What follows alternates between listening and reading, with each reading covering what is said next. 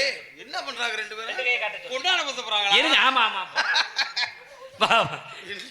ஏய் என்னத்தையா பிடிக்க போற? இந்த பெருச்சாலி உள்ள இங்க பாரு. ஏய் அந்த அளவுக்கு போடு. கலக்க போடு. இனிமே நீ சமையலுக்கு எந்த பக்கம் போக கூடாது. சண்டாளைங்களா இந்த ஆளு ஒரு நல்ல மனுஷன். இந்த ஆளு கூப்பிட்டோன்னா அவர் மீன் பிடிக்க வந்துட்டாரு. மரியாதை நீ குறவு பிடிக்க வரையா நீ? நல்ல வேலை விட்டா வயக்காட்டில் வரப்புக்குள்ள வாய்க்காலுக்குள்ள கெளுத்தியை பிடிக்க வந்த மாதிரி துண்டு போட்டு இருக்கீங்க. சரி இருக்கட்டும். விளையாட்டு பருவங்கள் அருமையான ஒரு கானம் பாடி வரவேற்ற நங்கையை வாழ்க.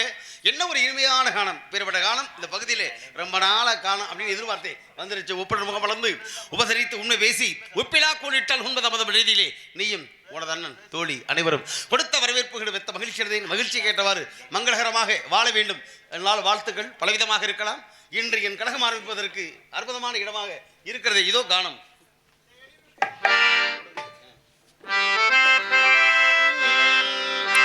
எனது தலை நினைக்க ஒரு கழகம் கிடைத்தது இந்த நாளிலே.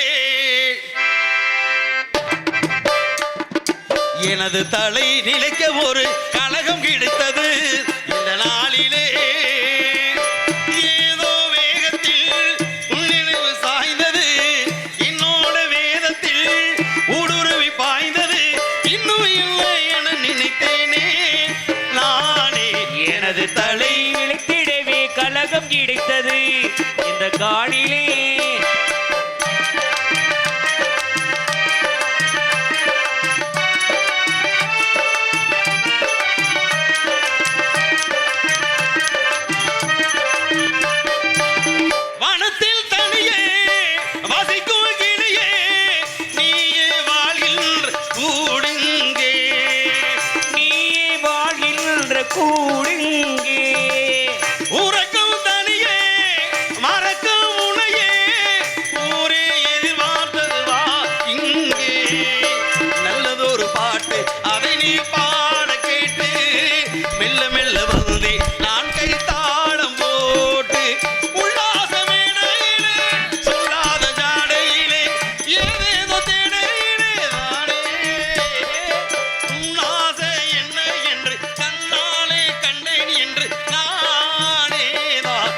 ஜீவன நிலத்தில் ஒரு பாட்டு பாடுது சின்ன பைங்கிலி.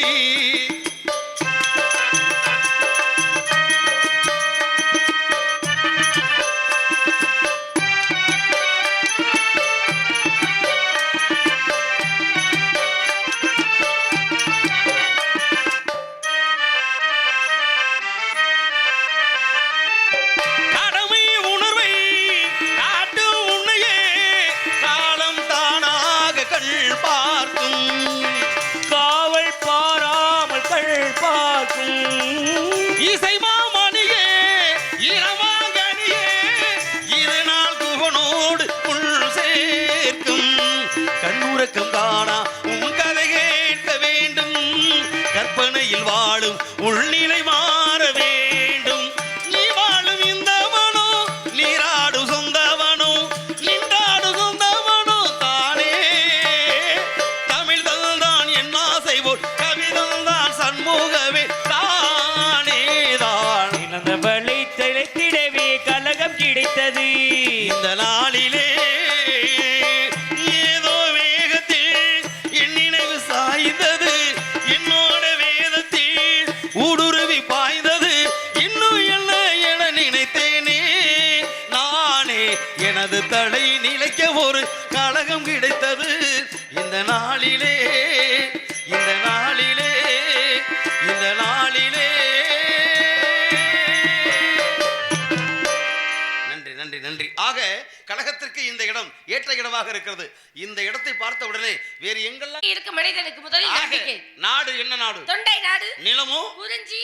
ஊர் சிற்றூர். தலைநகரம் மேற்பாடி. தந்தை பெயர் நம்பி. தாயின் பெயர் நங்கை. உனது பெயர் வள்ளி. உடன்பிறந்து 7 பேர் வந்திருப்பது காவல். என்ன காவல்? திணைக்கு. என்ன திணை? கர்ந்தனை செந்தனை. கர்ந்தனை யாருக்கு, செந்தனை யாருக்கு? கர்ந்தனை உணவிற்கும் செந்தனை முருகனுக்கும். சரி. கையில் உள்ளது கவன். அமைத்திருப்பது பரன். அடைந்திருப்பது பருவம். பருவம் என்பது சித்திரம். பாதுகாக்க வேண்டிய மிகவும் பத்திரம். வருவது ஒருமுறை சாஸ்திரம். வருவதை தவற விட்டால் உபத்திரம். இந்த உபத்திரத்துக்கு நீ ஆளாக கூடாது. ஓஹோ. அப்படியா? ஆமாங்க. உபத்திரம் இல்லாமல் வாழ முடியுமா? அப்படி ஓத்துறதுக்கு ஆளாகாம இருக்கணும். என்ன செய்யணும்? எம்பெருமான் முருகனை எப்பொழுதும் நினைத்துக் கொண்டே இருக்க வேண்டும். கடவுளை நம்பினார் கைவிடப்படார். அவனுக்கு மேலொருவன் இருக்கிறானே. சிவாய நமவென்று சிந்தித்து இருப்போருக்கு அபாயம் ஒரு நாளும் இல்லையே ஐயனே என்று சொல்ல வேண்டும். அப்படி போய் பிடிக்கணும். சிவனை சிக்கனை பிடிக்கணும். அதுக்கு தான் நண்டேஸ்வரன் நான் ஓடி ஓடி ஓடி ஓடி உட்கலந்த சோதியை நாடி நாடி நாடி நாடி நாட்களும் கழிந்து போயின. வாடி. என்ன பார்வை அப்படி போகுது?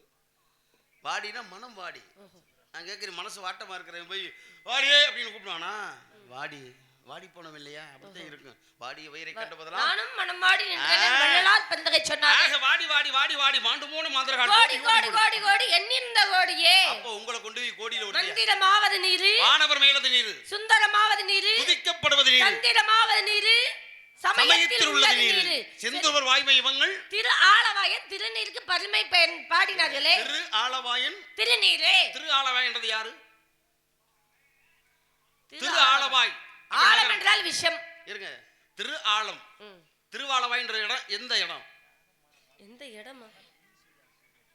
பக்கத்துல வந்தனால கேக்குறீங்களா? அப்படி கிடையாது. ஓஹோ. நீங்க எங்க வேணா போகலாம். நீங்க பக்கமா இருந்தா என்ன, இல்ல தூரமா இருந்தா என்ன? வெகு தூரத்துல இருக்கிற சொல்ல வரீங்க. ஏன் நீங்க அப்படி அதை போட்டு பார்த்தா அப்படின்றீங்க? ஆமா, நான் கரூர்ல அதைத்தான் சொல்றேன். கரூர்ல இருந்தாலே தூரமாத்தமா இருக்கும். எங்க அதான உண்மை. கரூர் என்பது எது? பெண்ணுடைய கருவறை. பையூரிலே பிறந்து பாலூரிலே வளர்ந்து மெய்யூர் போவதற்கு வேதாந்த வீடறியேன். மெய்யூர் போவதற்கு வேதாந்த வீடு இருந்தால் பையூரும் பாலூரும் பாலாகி போய்விடும். இந்த பையூர் என்பது பெயரு இங்க கருவறை. அப்ப கரூர் தானே? ஆமாம். அப்ப கரூர்னா தூரமாத்தே இருக்கணும். தூரமா தான் கரூர். கருவே நிக்கலன்னு நிக்காது. இப்ப தெரியுதா? தெரியுது. ஆக மொத்தத்துல தூரத்தில் இருப்பவர்களை அருகாமை அழைத்து என் உலகத்தை பார்ப்பதற்காக பார்க்கலாமே. பார்க்கலாமா? பார்க்கலாம். பண்டிபிலிகர்கள்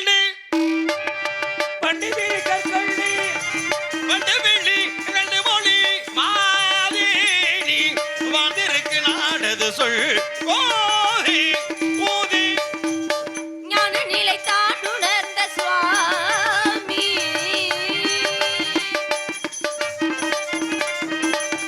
ஞான நிலை ஞான நிலை ஞான நிலை ஞான நிலை தான் உணர்ந்த சுவாமி. எங்கள் நாடு மலை எங்கள் நாடு மலை நாடு காதல் சுவாமி.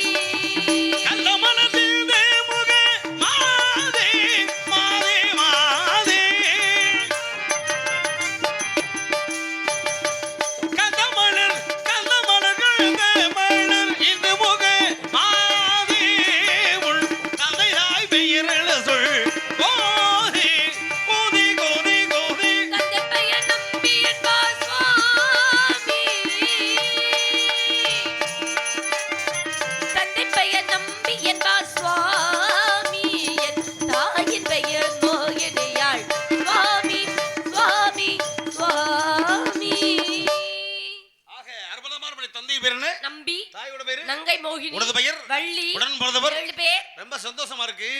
திரு ஆலவாயன் திருநீர் முடிச்சோம்ல பேரு. ஆமா. ஏன்னா இது சர்வசாதாரணமான வெந்தலில் வேகாத இடம் வெள்ளத்தை எதிர்த்த இடம் நின்றதாம் திரு ஏடகம் என்று சொல்வார்கள்.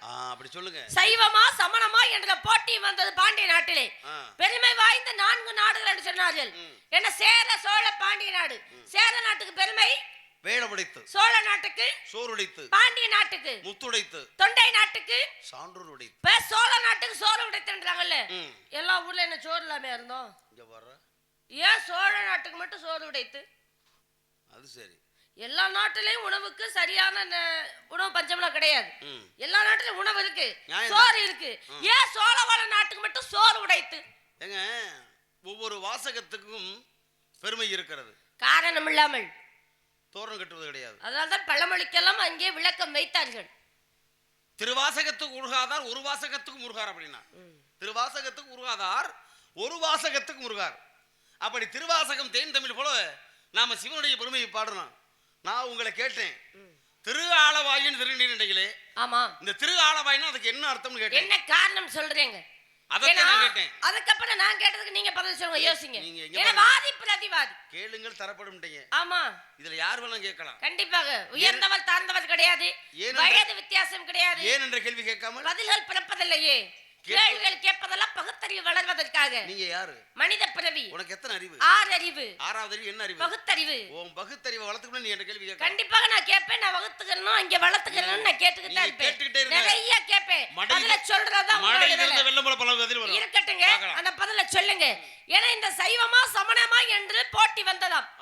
இந்த போட்டி வரும்போதுதான் சைவம் தலை தோங்க வேண்டும். திருஞான சம்பந்தர் நீங்க சொன்ன போல பதியம் பாடினமே, இந்த திருநீற்று பதிகம் பாடி கூன் பாண்டியனுக்கு நின்ற சீர் நெடுமாற என்று பெயர் வருவதற்கு காரணம் அப்பேற்பட்ட அந்த பதிகம் பாடியதனால் தான்.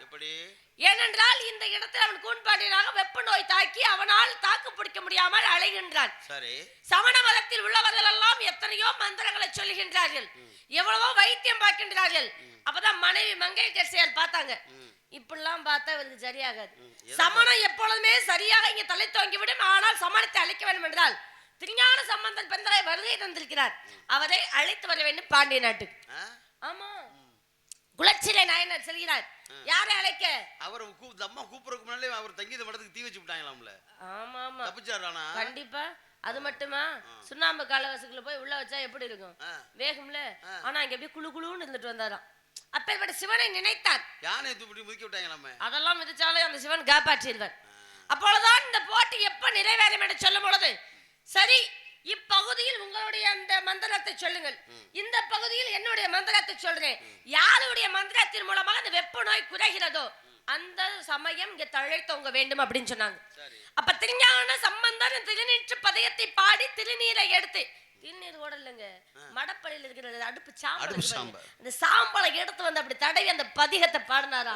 ஒரு பக்கம் வெப்ப நோய் அதிகரித்ததா சமண மதத்தை சார்ந்தவர்களுக்கு, இங்கே சைவ மதத்தில் இந்த மடப்பள்ளியில அடுப்பு சாம்பலுக்கு திருநீர் பதிகம் பாடினா அப்படி குழு குழுன்னு மாறியதா. அப்பொழுதுதான் அவரை ஏற்றுக்கொண்டார். சைவம் தழைத்தோங்க வேண்டும், சமணம் அழிய வேண்டும் என்பதுக்காக அப்பொழுது அவர் ஏற்றுக்கொண்ட நாள் தான் வெள்ளத்தை எதிர்த்த ஏடும் வெந்தழலில் வேகாத ஏடும். எந்த ஏடு வந்து நின்றதோ அதுதான் சைவ சமய ஏடு. சரி, அதுதான் நின்றது. இதையெல்லாம் சரி. ஆனா உலக பிரளயம் என்பது எப்படி ஆரம்பிக்கும்? நீர்ல தான். நீர் தண்ணீர்ல தான். தண்ணீர்ல தான் முடியும். தண்ணீரில் பிறந்து தண்ணீரில் முடியக்கூடியது உலக பிரளயம். ஒண்ணு இல்ல, பிரளயம்னா அழிவு. ஆமா, தண்ணீர்ல தான் உலகம் அழியுது. கண்டிப்பாக. இங்க அப்படித்தான். நம்ம நாட்டுல உங்க நாட்டுலயும். எங்க நாட்டுல எப்படி அழியுது? தண்ணீர்ல தான் பூரா அழியுது. அப்படித்தானே போகுது உலகம். ஏன்னா பாருக்குள் நல்ல நாடு என்று சொல்லி வைத்தான் பாரதி என்று. கண்டிப்பா கண்டிப்பா. பாருக்குள் நல்ல நாடு நம் பாரத திருநாடு. அன்னைக்கு உலகமே போய் பாரதம் கிடையாது கிடக்கு. அப்ப என்ன பண்ணுவீங்க? எந்த பாரு? பாரதம். பாரதம். இவன் பார்ல அதம் பண்றேன். அதம்னா என்ன? அடாவடித்தனமா? அடாவடித்தனம். அதே பார் அதம் பிரிச்சுட்டோம்னு வச்சுக்க. ஒரு வார்த்தையில பாருங்க, நல்ல வார்த்தைகள கெட்ட வார்த்தை, கெட்ட வார்த்தைகள் நல்ல வார்த்தை. பாரதம் என்பது நமது இந்திய மண்ணு பூமி. பார் அதம், பார்ல போய் அடாவடித்தனம் பண்றேன் பாருங்க. நியாய விலைக்கடை அப்படின்னு இருக்கு. ஆமா, ஒரு வார்த்தை ஆண் போடணும். போடுங்க. அநியாய விலைக்கடை. கண்டிப்பா போச்சு. அப்ப எந்த இடத்துல எதை சொல்லணுமோ அதைத்தானே சரியா சொல்ல முடியும். ஒரு வார்த்தைக்குள்ள கொல்லும் மெல்லும் அடிச்சுனாரு. இப்ப உலக பிரளயம் ஏற்பட்டது பாண்டிய நாட்டுல. இந்த பாண்டிய நாட்டுல உலக பிரளயம் ஏற்படும் பொழுது சிவபெருமானிடம் போய் எல்லாரும் முறையிட்டாங்களாம். ஐயா, உலக பிரளயம் ஏற்பட்டது, பாண்டிய நாடு அழிந்தது, பாண்டிய நாட்டின் எல்லை பகுதி எங்களுக்கு தெரியவில்லை. ஏனென்றால் 64 திருவிளையாடல் நடத்தியது சொக்கநாத பெருமான் இந்த பாண்டிய நாட்டில். அதனால உங்களுடைய தயவினால் எங்களுக்கு எல்கையை காட்டுங்கள் அப்படின்னு சொன்னாராம். இதை கேட்டுக்கொண்டதுங்க சிவபெருமான் பார்த்தார், எந்தெந்த இடத்துல போய் எல்கையை சொல்லலாம் அப்படின்னு அவர் போய் சொல்லாம, அதனால் தன் கழுத்தில் இந்த நாகம் இருக்கு பாத்தீங்களா, இந்த நாகத்தை எடுத்து அனுப்பினாராம். இந்த பாண்டிய நாடு எவ்வளவு சுற்றளவு என்று எடுத்து காட்டு, அது மதுரை என்பதையே குறிப்பிட்டு அப்படின்னு சொல்லும் பொழுதுதான். ஆமாங்க, இந்த எல்லைகளை சுற்றி வளைக்கும் போது அப்படியே வடக்கிருந்து அப்படி கிழக்கு வந்து மேற்கே வரும் பொழுது தன் வாளை இந்த நாகம் தன் வாயால் கடித்ததாம். அது எந்த இடம் அப்படின்னா அந்த படப்புறம் என்று சொல்லக்கூடிய பாருங்க, மடப்புறம். இப்ப மருவி சொல்றேன் பாருங்க, அந்த மடப்புறத்தை தான் தன் வாயால் கவிய பொழுது படம் எடுத்து நல்லா படப்புறம் இருந்தது. இப்ப மருவி மடப்புறம் ஆறிச்சு. அங்க இருக்கிறவ ஆதிபராசக்தி பத்திரகாளியாக இருக்கிறார். அவளுக்கு துணையாக வந்தவர் அடைக்கலம் பார்த்த ஐயனாராக இருக்கிறார். இதுதான் பாம்பு தன்னுடைய வாயால் தன் வாளை கவ்வியதால் ஆலம் என்றால் விஷம், வாய் என்றால் பாம்பின் வாய், திரு ஆலவாயன் திருநீர் என்ற சிவனுக்கே உரிய நாமம் என்று சொன்னார்கள். இதான் திரு ஆலவாயன் திருநீர். பாண்டிய நாட்டுடைய அழிவு, அதிலே அந்த நகரத்தை மறுபடியும் நிர்மாணிக்கணும் அப்படின்னு மங்கையர்கரசி ஆறு ஆத்தா கேட்கிற மலையத்துவ பாண்டிய மகாபிரதா தாட்சாயினே, அவள் ஆட்சி அதிகாரம் கைலாயத்தை திருமணம் முடிஞ்சிருச்சு. திருமணம் முடிஞ்ச வாடமா நாட்டு ஆளணும் அப்படி வரும்பொழுது இப்படி புலகம் வாய்ப்போச்சே அப்ப நம்மளுக்கு வீடு வாசப்போ ஒரு பொம்பளை பிள்ளையை கல்யாணம் பண்ணி கூட்டி வரணும், நம்ம ஊர் நம்ம நாடு எல்லாம் வீடு தெரியுமா இல்லையா? அப்படி காட்டச் சொல்லும் பொழுதுதான் சிவன் கழுத்தில் இந்த பாம்பு எடுத்து ஈசானிய மூலை, அதை நீ சொல்ற வடப்புறம் என்று அன்னைக்கு படப்புறமாகிறது. அப்ப திரு ஆழம் என்ற விஷத்தை வாயில் கொண்டதால் திரு ஆழவாய். தானே உண்மை? அருமையான பதில் ரொம்ப சொன்னீங்க. எந்த நாள் வேகாது அப்படின்னீங்க, நெருப்புல அழியாது, வெள்ளத்தாலும் மூழ்காது, அழியாது. அது எது? அந்த ஏடோட போட்டி. அந்த ஏடு ஆகப்பட்டதுக்கு ஒன்று எங்க வைகாத்துல தண்ணி போகுது, இந்த தண்ணியில இருக்கக்கூடிய ஏடை விட்டோம்னா எந்த ஏடு எதிர்த்து போகுதோ அதுதான் சமயம் தலை தொங்க வேண்டும். எதிர்த்து போகணும். அப்படி எதிர்த்து போய் நின்ற ஏடுதான் திரியடத்துல போய் நின்றுச்சான். அந்த சமயம் தான் தலை தொங்க. சைவ சமயத்தோட திருஞான சம்பந்தர் எழுதி விட்ட ஏடு எதிர்த்து நின்றது. இன்னொன்னு வெப்பம். நீ அந்த நெருப்புல போட்டாலும் அழியாமல் இருக்க வேண்டும், எரியாமல் இருக்க வேண்டும். அப்படி எரியாம இருந்த ஏடுன்னா திருஞான சம்பந்தர் எழுதிய ஏடு, அந்த ஏடு எரியாம இருந்துச்சான். இப்ப அடிச்சுட்டு போயிருக்கிறோம்ல ஒரு ஏடு, அது எங்க போய் நின்னுச்சு? எதிர்த்து போன ஏடு அங்க திரியடத்துல நின்றுச்சு. அடிச்சுட்டு போன சமண ஏடு எங்க போய் நின்றுச்சு? சமயம் பார்த்து அடிக்கிறவாரு எனக்கு ரொம்ப பிடிக்குதுமா. ஒரு கேள்வியை கேட்டோம்னா வாதி பிரதிவாதி, ஏற்றம்னா இறக்கம் வேணும்ல. ஏறின இடத்துக்கு அம்மா சொன்னாங்களாம், அது சோழவந்தான் பக்கத்துல திரியடகம். அங்கேதான் ஈஸ்வரன்